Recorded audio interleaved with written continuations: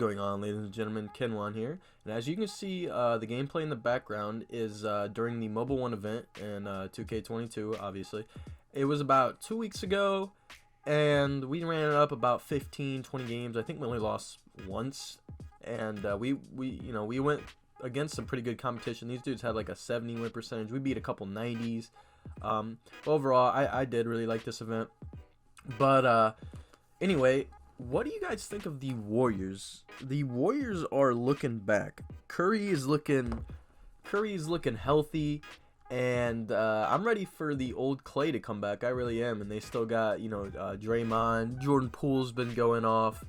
I've been really excited to see what the Warriors can do this season, and we still got great teams like the Bucks. The Nets lost Kyrie, but they're still a solid team. You can see them trying to get open right here. We just play passing lanes. We take that.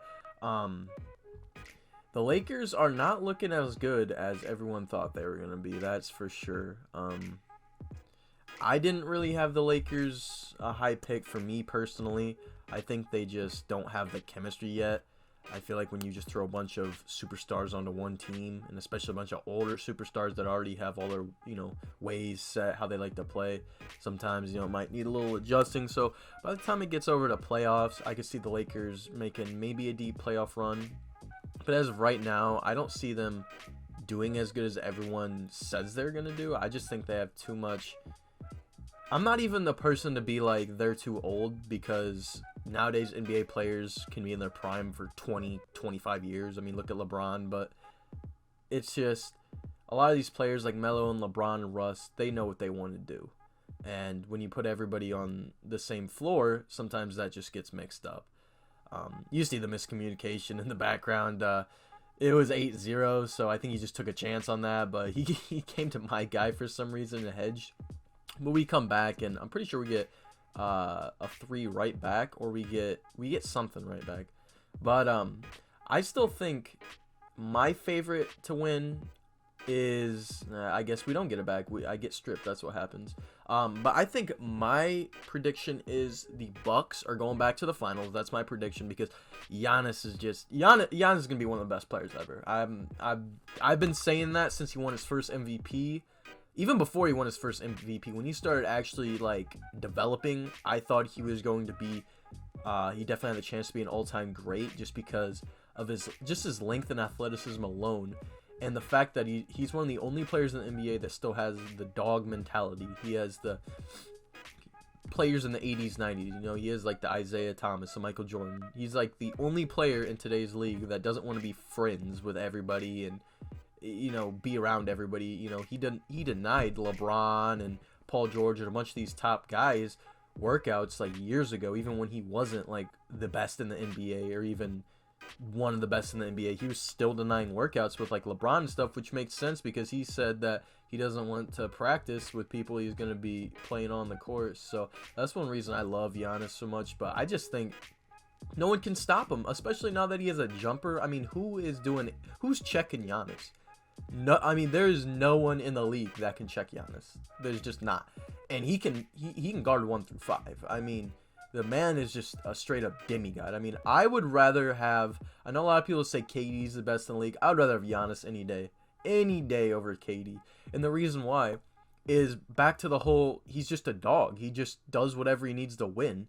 I mean, he was talking about, they interviewed him like a month ago, and he said the whole final series he was playing on a really bad knee because he hyperextended his knee in the playoffs, and people didn't think he'd be able to play the finals. Well, he played all 7 games, obviously dominated, and he said that he was playing injured the whole time. There's not a lot of people doing that. There's not a lot of people out here willing to sacrifice their body like Giannis does and drop 50 points and have one of the best playoff performances, finals performances of all time. So my pick is still Giannis and the Bucks. I know they lost PJ Tucker, which I don't know why he just won a chip and then just instantly was like, I'm out. I don't understand that, but they did lose him. But they just still got such a solid team. Him and Middleton are like the definition of trust the process. I mean, they really are. 2 drafted prospects coming in the league.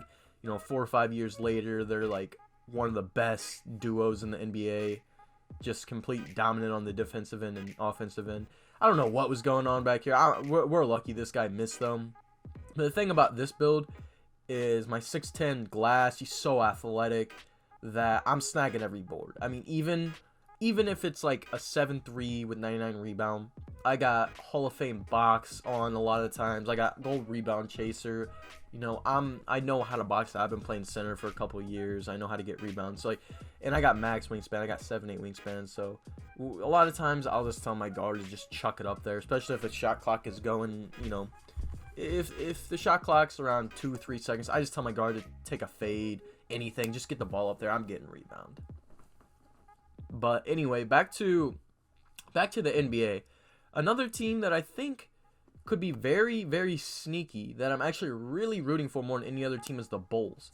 I mean, I'm pretty sure they're 5-1, 6-1 right now, and they've just been lighting it up right now, and I've been rooting for Lonzo. I've liked Lonzo. Like, I've always been a fan of Lonzo and Jason Tatum.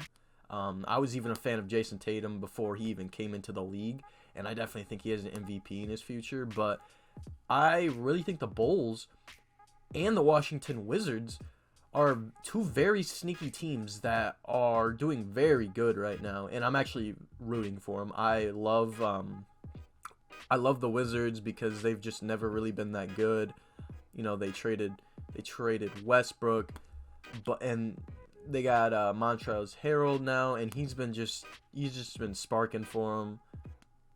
But I'm really rooting for the Bulls. I mean, they're fun to watch. LaVine is just a bucket. LaVine has really turned himself into a superstar. I mean, he used to just be you know, do some awesome dunks here and there. But now he is just a lights-out shooter, just a lights-out everything. I mean, LaVine can do everything.